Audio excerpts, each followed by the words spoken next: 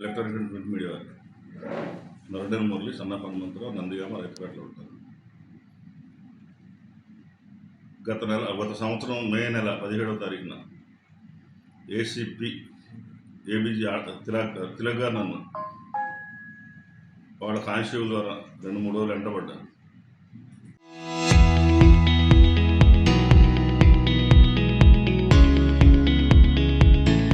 మీ station రావాలని సరే అని చెప్పి నేను ఏసీపీ ఆఫీస్ గారికి వెళ్ళాను. వెళ్తే నేను మీద కంప్లైంట్ వచ్చిందని చెప్పారు. అడిగాను ఎవరు ఇచ్చారని. వేణు అని అతను ఇచ్చాడు అన్నాడు. అతను ఏమని రాశాడు చదివినిపిస్తే నాకు వివరణ ఇస్తా సార్ అన్నా. అంటే ఏంట్రా చదివినిపిస్తూ ఉంటావా అని చెప్పేసి సద్గరంగా మాట్లాడాడు. అలాగే మీరు చదివినిపిస్తే నేను వివరణ ఇస్తా సార్ అంటే ఏంట్రా ఎంక్వైరీ చేయండి అంటే మీరు ఎంక్వైరీ చేయంటున్నావు చదువు అంటున్నావు అని చెప్పి అలాగే అప్పుడు కూడా అసభ్యంగా మాట్లాడాడు. లాస్ట్ అక్కడ వాళ్ళ మెన్నుకు ఈ మీద కేసు రిజిస్టర్ చేసేయండి, రౌడీ షీట్ ఓపెన్ చేయని చెప్పాడు. సరే నేను వెళ్తా సార్ మరి అదే చేయండి, మరి నేను వస్తుంటే ఎక్కడికి పోయేది అనేసి మళ్ళీ కొట్టడానికి మీదకి వచ్చాడు. నేను ఆ 2-3 రోజుల తర్వాత గ్యాప్లోనే మళ్ళీ హైకోర్టులో రిట్ పిటిషన్ ఫైల్ చేశాను. నన్ను అనవసరంగా పిలిచాడు, వితౌట్ నోటీసు, నా మీద ఎటువంటి కంప్లైంట్ లేదు, ఇలా నన్ను వేధిస్తున్నాడు అని చెప్పేస్తే ఆ రిట్ పిటిషన్ వేసిన దానికి తెలియగానే నా మీద ఎవరైతే కంప్లైంట్ ఇచ్చాడో వేణు అని అతను పిలిపించి 27వ తారీఖు మార్నింగ్ 8:30 కల్లా కేసు ఫైల్ చేశాడు, ఫాల్స్ కేసు. సరే అది ఫైల్ చేశాడు కదా, ఇన్సిడెంట్ 26 జరిగిందన్నారు కదా అని చెప్పేసి నేను 26 జరిగింది 27 కేసు రిజిస్టర్ చేశారు కాబట్టి ఆ ఎఫ్ఐఆర్ కాపీ తీసుకుని నేను సిఐడి వారిని, కమిషనర్ పోలీసు వారిని ఈ సీసీ ఫుటేజ్ జరిగిన దగ్గర సెల్ లొకేషన్ ఇవన్నీ కూడా సెక్యూర్ చేయండి, ఈ ఫాల్స్ కేసు మీరు ఎంక్వైరీ చేయండి సిఐడి వాళ్ళకి పెట్టాను. వాళ్ళ దగ్గర నుంచి ఎటువంటి ఆన్సర్ రాబోయారు. 15 రోజుల తర్వాత దాన్ని కూడా మళ్ళీ హైకోర్టులో రిట్ పిటిషన్ ఫైల్ చేశారు, సిఐడి ఎంక్వైరీ చేయించండి ఈ కేసు మీద ఫాల్స్ అని. అప్పుడు హైకోర్టు వారు ఏం చేశారంటే చిన్న కేసు కదా సిఐకి ఇన్స్ట్రక్షన్స్ కానీ సిఐ గారికి ఇచ్చారు. నేను అడిగిన రిలీఫ్స్ అన్నీ ఇచ్చుకుంటూ నాకు 41 నుంచి ఛార్జ్షీట్ ఫైల్ చేయాలి. అది అయిపోయింది. నేను 41 తీసుకున్నాను, తర్వాత ఛార్జ్షీట్ ఫైల్ చేశారు. ఈ లోపులోనే నా మీద 2022 మార్చిలో షీట్ క్లోజ్ అయిపోయింది. మళ్ళీ ఫ్రెష్గా ఈ ఫాల్స్ కేసు పెట్టి మళ్ళీ షీట్ ఓపెన్ చేశాడు నా మీద. గతంలో నా మీద ఉన్న కేసులన్నీ కొట్టేసినా కానీ ఎక్కువ అయిపోయిన కేసులన్నీ కూడా ఈ షీట్ ఓపెన్ చేసిన చూపించి షీట్ ఓపెన్ చేశాడు. నేను దాని మీద కూడా కాల్ చేశాను. ఈ రకంగా ఇబ్బంది పెట్టడానికి కారణాలు ఏంటంటే అతగారికి డబ్బులు కావాలి. నేను ఎంక్వైరీ చేశాను, ఎందుకు ఇట్లా చేస్తున్నా అంటే మా సార్ 4 కోట్లు పెట్టి అపార్ట్మెంట్ కొన్నారు, డబ్బుల కోసం లేదని ఏదో ఒకటి ఇవ్వండి అని చెప్పి నాకు సలహా ఇచ్చారు కొంతమంది. ఏంటంటే నేను ఎంక్వైరీ చేస్తే తను బెల్ సర్కిల్ దగ్గర Jyothi convention back side 4 bedroom flat కొన్నాడు. తెలిసి నేను వెళ్తే ఈ పొజిషన్ ఉంది కన్స్ట్రక్షన్ బడ్జెట్, ఇది కంప్లీట్ అయ్యే వరకు పొజిషన్ ఇది ఎలివేషన్ 3,400 ఎస్ఎఫ్టీ కొన్నాడు. 3,50,00,000 దాని వాల్యూ. ప్లస్ మరలా దీన్ని జనవరి 29వ తారీఖు రిజిస్టర్ చేయించాడు వాళ్ళ అమ్మాయి పేరుతోనూ వాళ్ళ అల్లుడి పేరుతో చేయించాడు. ఈ డాక్యుమెంట్ తెప్పించాను నేను. తెప్పిస్తే 3వ తారీఖు 6 నెల 2025 ఒక్కరోజే బ్యాంకు నుంచి 50 లక్షలు పంపించాడు. మళ్ళీ 16వ తారీఖు 20 లక్షలు పంపించాడు బ్యాంకు నుంచి. మళ్ళీ 23వ తారీఖు 20 లక్షలు పంపించాడు అకౌంట్ ద్వారా, ఎవరికి బిల్డర్కి. మళ్ళీ అలాగే 7వ నెల 3వ తారీఖు 1 లక్ష పంపించాడు. ఇట్లా మళ్ళీ ఆ 4వ తారీఖు 7వ నెల 3,75,000 పంపించాడు. 5వ తారీఖు 7వ నెల 5 లక్షలు పంపించాడు. 6వ తారీఖు 7వ నెల 5 లక్షలు పంపించాడు. 6వ తారీఖు 7వ నెల 5 లక్షలు పంపించాడు. 8వ తారీఖు 7వ నెల 4 లక్షలు పంపించాడు. మళ్ళీ 11వ తారీఖు 7వ నెల 5 లక్షలు పంపించాడు. మళ్ళీ 4వ తారీఖు 8వ నెల 5 లక్షలు పంపించాడు. 7వ తారీఖు 8వ నెల 5 లక్షలు పంపించాడు. మళ్ళీ 4/12 లక్షలు పంపించాడు.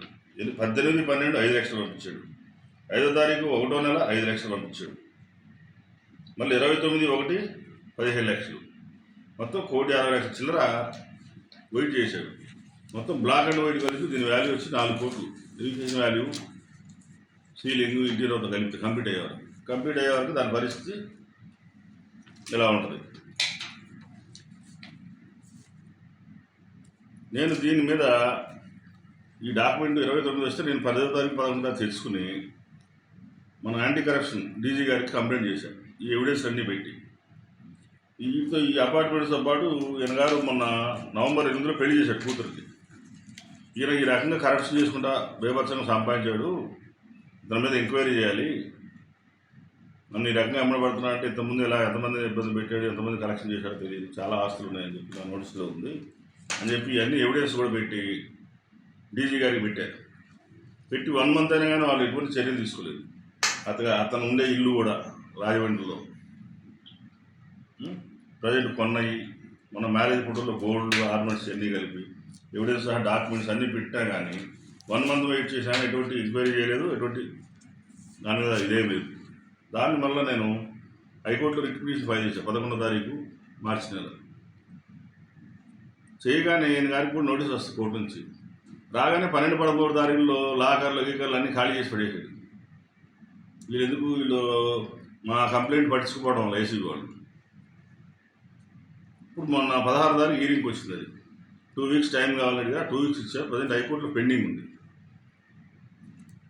ఏసీబీ గారిని ఇమీడియట్గా సస్పెండ్ చేసి ఈ ఎంక్వైరీ సక్రమంగా జరిగేలాగా చూసి తగిన చర్యలు తీసుకోవాలని కోరుకుంటున్నాను. 12-13 తారీఖులో రాజమండ్రి 11వ తారీఖు సాయంకాలం తెలిసింది అతనికి కోర్టులో వేసిన నోటీసు అయితే రేడియో మెసేజ్ వస్తాయి. దాన్ని బేస్ చేసుకుని 12-13 తారీఖుల్లో రాజమండ్రి వెళ్ళి ఆ లాకర్లన్నీ ఖాళీ చేసి అవన్నీ బయటికి పంపించారని నాకు ఇన్ఫర్మేషన్. ఏసీబీ కరెక్ట్గా చేస్తే లాకర్ ఎప్పుడు ఓపెన్ అయింది, ఎప్పుడు పెట్టింది, ఎప్పుడు అవన్నీ ఉంటాయి డీటెయిల్స్, ఇబ్బంది లేదు. ఈ రకంగా అతనికి టైం ఇంత 1 month టైం పట్టించుకోవడానికి ఎక్కడెక్కడ సర్దేసుకుంటున్నాడు ఆయన.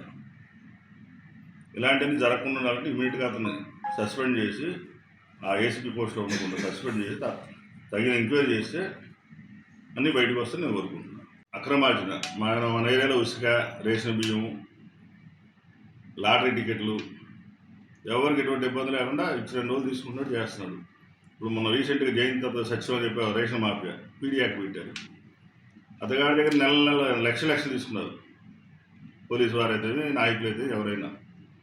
అలాగే ఇట్లా అలవాటు పడిపోయి మమ్మల్ని ఎవరు అడిగే పరిస్థితి లేదు, గవర్నమెంట్ మాదే ఆయన మాట్లాడే విధానం, మమ్మల్ని ఎవరు చేస్తారు, ఆ హెడ్ స్టాక్తోనే భయభ్రాంతులు గురి చేసి వచ్చిన కాడికి దండుకుంటున్నాడు. ఆ డబ్బుతో ఇవన్నీ కొనటం చేయటం. నేను చెప్పేది కరెక్ట్గా అంటే ఎంక్వైరీ చేసి తెలుసు వారు. అంటే పొలిటికల్గా సపోర్ట్ ఉందంటారా ఆయనకి? అది నేను అట్లా చెప్తాను. ఆయన చెప్పుకుంటున్నాడు, ఉందా లేదో మనకు తెలీదు. ఆయన ఎవరు అయ్యన్న పాత్ర మా తోడల్లో చెప్పుకుంటున్నాడు. మమ్మల్ని స్టేషన్లో నిలబెట్టి వెళ్ళవా లొకేషన్ కలుగు, నేను చెప్పాను చెప్పు, నేను మాట్లాడే లొకేషన్ బాగుతుందని చెప్పి మాకు బెదిరిస్తున్నాం అనమాట. ఈ టైపు అక్కడ ఉందో లేదో మాకు తెలియదు కదా, అతను చెప్పుకునేది. పెళ్లి వీడియో కూడా చూసాము, అయ్యన్న పాత్ర వీళ్ళు అందరూ ఉన్నారు, ఉంటే ఎవరైనా రావచ్చు, దానికేం కాదు. జనాలు ఏంటంటే మా అయ్యన్న పాత్ర దారుగా కాబట్టి గుట్టిన కొట్టించుకోవాలి, తిట్టించుకోవాలంటే భయభ్రాంతి గురి చేయడం, డబ్బులు అనుకోవడం. పెట్టిన కారణం ఏంటంటే ఫస్ట్ కోర్టులో వేసాను, ఏసీబీ కంప్లైంట్ పెట్టాను, చట్టం చేస్తుంది కదా అని చెప్పి నా పని నేను చేసుకుంటున్నాను. ఈ 11వ తారీఖు నుంచి నేను ఏం చేస్తానంటే లోకల్లో కొంతమంది రాజకీయ నాయకులు కలవడం, కొంతమంది నాయన అంటే గిట్నంలో పిలుచుకోవడం, వాడి చిట్టా ఏమైనా ఉందా, వాడి అరాచకాలు ఏమైనా ఉన్నాయా, వాడి సంగతి చూస్తా, వాడిని కేసులు కడతా అని చెప్పి అల్చల్ చేస్తుంది మార్కెట్లో. నాకు 2-3 చెప్పారు ఈ రకంగా జరుగుతుంది, ఇట్లా మీ గురించి అడుగుతున్నారని. ఇతని మీద వేసిన దానికి ఆన్సర్ చెప్పకుండా నా ఉన్నాయి తోడతా అంటే తోడుకో, నా మీద ఏం లేవు, ఉన్నా నేను పేరు చేస్తా, ఇబ్బంది లేదు, నా అన్నిటికీ సిద్ధమే వేసాడు.